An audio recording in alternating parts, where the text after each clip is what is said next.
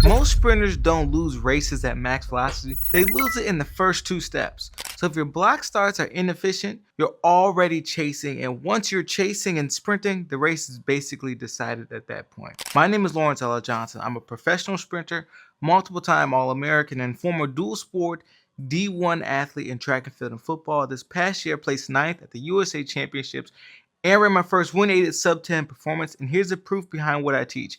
Every single athlete who's trained with me on a one-on-one basis for at least 6 months has set a new personal record either on the track or in one of our speed testing metrics or an event that they run. So results don't lie, and in this video, I'm going to break down a full year of block start training, the phases of block starts, and the most common mistakes that destroy block starts, and what to do in order to improve them. So this video is going to be a beast, so let's dive in. Now, what does exploding out the blocks actually even mean, right? It does not mean popping up fast. It means producing high horizontal impulse across the first two ground contacts. So for clarification, force times time equals impulse. And acceleration rewards longer applications and not quicker. So this is the core truths. Block starts don't make you fast, and the gun doesn't make you fast. But what you do after block clearance actually does. So what actually is domination in block starts? That's force direction backwards and not vertical. That's your shin ankles that reflect the force direction in which you want to produce the force. So that's posture and patience. So if your explosion sends your center of mass upward instead of forward, you didn't explode. You ultimately just leaked force. So let me clear something up first. Most athletes don't mess up block starts because they're weak, slow, or uncoordinated. Right? I see this all the time. They mess them up because they program the blocks the same way in January that they do in July. Everything needs to be progressed. There has to be a progression. And honestly, that's backwards, right? Because block starts are high neural, high skill, and high cost work.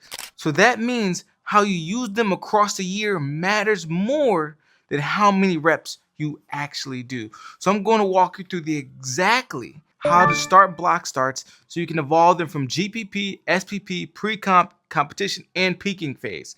So the GPP phase is all about building the engine, not the blocks. They should be used as a tool, but not the priority. So the goal here is to learn true posture, learn true projection, force orientation, and rhythm of low angles. So instead of full block starts, we're using block start derivatives. So this is what those look like. 2-point starts, 3-point starts, falling starts, push-ups to starts, low heel elevated starts. And these can all be done of short distances of 5 to 10 meters and occasionally 15. The volume stays conservative, 4 to 8 reps total per session and 1 to 2 days per week max. And the question is why, right? Because in GPP, you're actually teaching the athlete how to push and how not to react. If you rush block starts here, you lock in. You start popping up, you start over pushing vertically, you have poor shin angles, and GPP is where clean patterns are earned and not forced. So I'm going to show a video here of my last 60-meter dash that I ran, and I can show you what patient pushes look like and how that transitions later into the race.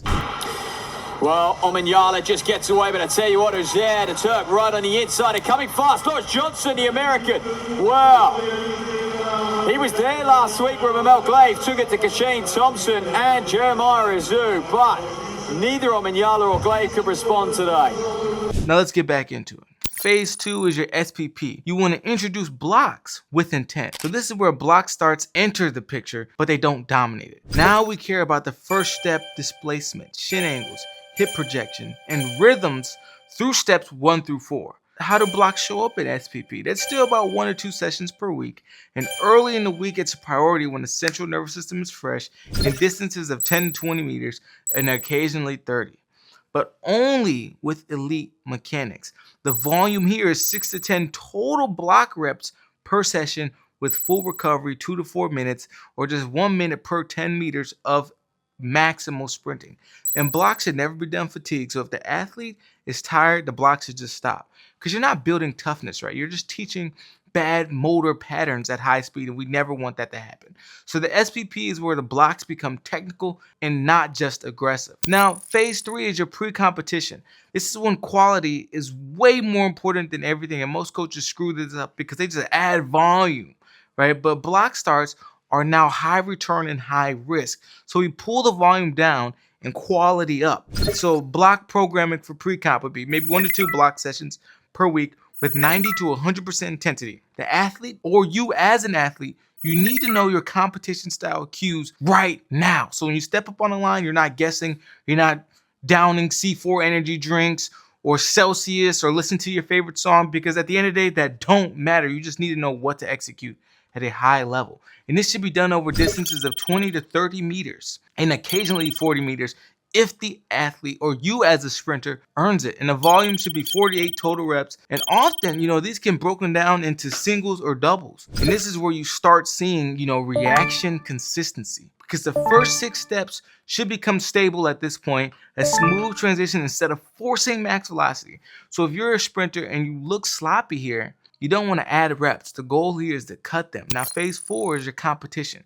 You want to maintain, but don't chase. So during competition season, blocks are no longer a development tool. They're a maintenance and confidence tool. So the goal here is you want sharpness, rhythm, and you want trust that what your blocks look like will show up on race day from practice. So 1 block session per week and often 3 to 5 total reps. And sometimes as few as 2 high quality starts over distances of like 10 to 20 meters and rarely longer.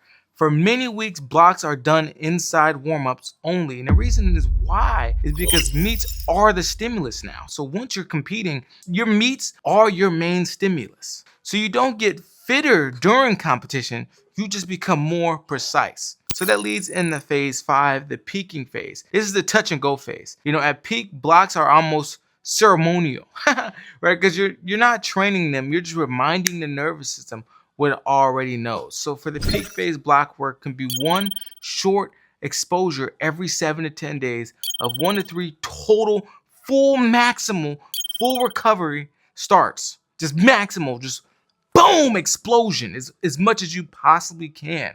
So you honestly, the big rule here is that most athletes miss is here's the rule that I live by. Block starts increase intent across the entire year, but decrease in volume. And if you remember nothing else, remember that the early season equals more reps, less intensity. Late season equals fewer reps, but maximum intent. And this is how you stay fast and healthy. So let me show you what this actually looks like in the real world.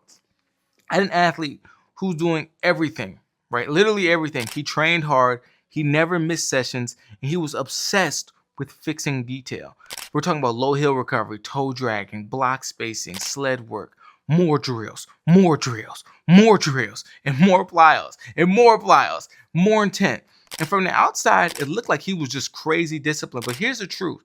Here's what was actually happening. He didn't know what mattered right now. He didn't know what he was missing, right? Which mistake was actually costing him times in the first 2 steps? Which cue would actually create the change instead of confusion, and what to ignore? So the one thing he actually could do to improve, he never knew. So every session turned into guesswork and more and more and more. Everything felt important, but improved nothing. So when he came into the program, he was just telling me all these things, all these things, all these things. And we didn't add volume, right? We didn't throw new drills. We didn't overhaul his technique, right? All we really did was identify the priority. At that time, gave him one adjustment and 1 cue at the right time. And literally, the crazy thing about this is once that happened, something wild actually occurred. He PR'd within 2 days. Not because he was suddenly stronger or not because he wanted it more, right? But because he had clarity, and clarity made speed become easy because he's not filling his mind with all these different things. And that's what an outside observer can give you. That's what a diagnostic gives you, right? You don't take your car, if your car's making noise, you take it to get a diagnostic. You don't sit there, try to learn to read the whole manual of your Toyota Corolla. You just literally go get it diagnosed.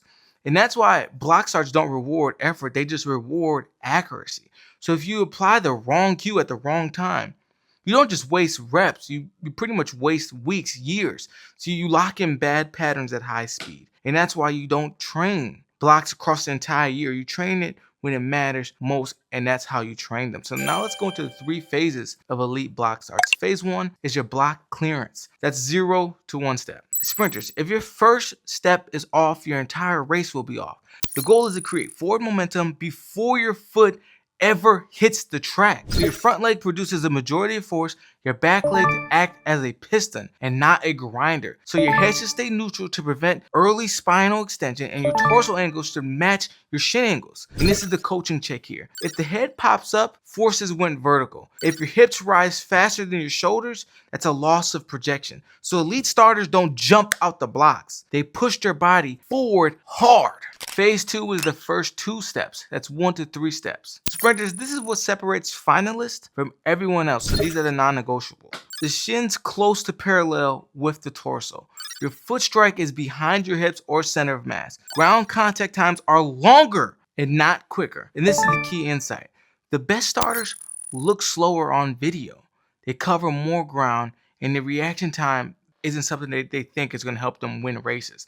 The first 2 steps are what help them win races. So your diagnostic is, if your heels are cycling, you just have too much frequency, because your foot should land underneath your hip and it should come from low to high to back down underneath your center of mass. And phase 3 is your drive phase control.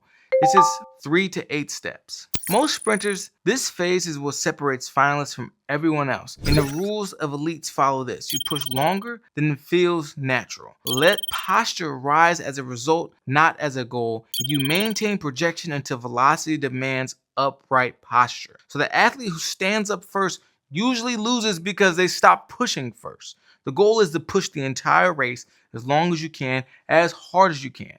And that's why most athletes fail in the block starts. Sprinters, let me guess. You aren't being patient in the drive phase, and this mistake is absolutely killing your speed. You're standing up too early. You have the fear of being left and confusing aggression with effectiveness. So this is your diagnostic. If your hips shoot up, your torso will follow. So vertical force spikes on a force plate. If your block starts feel fast, but you aren't building momentum, it's probably because you're overcycling. So fast feet does not equal fast acceleration. So early acceleration is about pushing with power, not turnover. Diagnostic here is excessive backside mechanics, don't want them.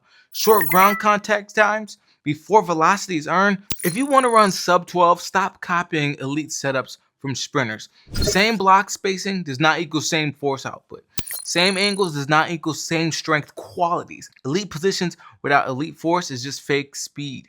So instead, focus on building elite force based on your profile as an athlete. Let me tell you why I take block starts personally. What I learned is this: it wasn't that I didn't want it enough. It wasn't that my execution didn't match my understanding. Block starts don't care about confidence at the end of the day. They don't care about your work ethic. They expose what your body can actually do in the first 2 steps. And that's why I don't coach block starts with random drills, right? I don't just post out random drills on the internet and say, this is what you need to do. I coach them from a diagnostic perspective. Angles, contacts, force directions. Because your first 2 steps tell you everything. It tells you the truth every single time. So this is how you train block starts for explosive power, right? If you want elite block clearance, do this. You want to teach projection under race specific constraints. So here is the game plan. 4 to 6 reps, 10 to 20 meters only. Full recovery, 2 to 4 minutes rest. Every rep must be filmed and angles must match across reps. If you want a block start like this, then do this. Sled work, 5 to 10 meters, 0 technique change is allowed. So if your posture changes, the resistance is just way too heavy. Now for converting that block force into usable speed, you can do blocks into a free sprint for 20 to 30 meters with no rushing into upright posture, smooth transition into sprint mechanics. This is how you know if it's even working. So the signs are, if your first 10 meters feels slower, but your times improve. If you have less scrambling and more pushing, and max velocity feels easier later in the race, that's a good sign. Here are some advanced markers. If your flying runs feel cleaner because acceleration set them up correctly. When your block starts feel right, when your block starts is right, the rest of the race pretty much organizes itself. Those are some advanced markers. So block starts pretty much exposes everything: your strength, your mechanics, your patience. And if you want to dominate early, you don't need more drills. You don't need more plyos. You just need better diagnosis to help you explode correctly, so you can spend the entire race actually executing instead of chasing, and most importantly, protecting your dreams. So if you found this video helpful, you have two options. You can be like the 99% of people who receive this video, get value from it, but then just click on to the next one. Or you can be like the 1% of people who actually take actions towards their goals and improve their speed in as little as 6 weeks or less. You can do that by clicking the second link in the description and booking a call directly with me to see if you're a good fit for my one-on-one training group. But if you aren't, that's no problem. We just point you in the right direction. And if you want more free materials, you can click the first link in the description and join my free community called Sprint University. Like and subscribe because we'll post another video in the next 48 hours.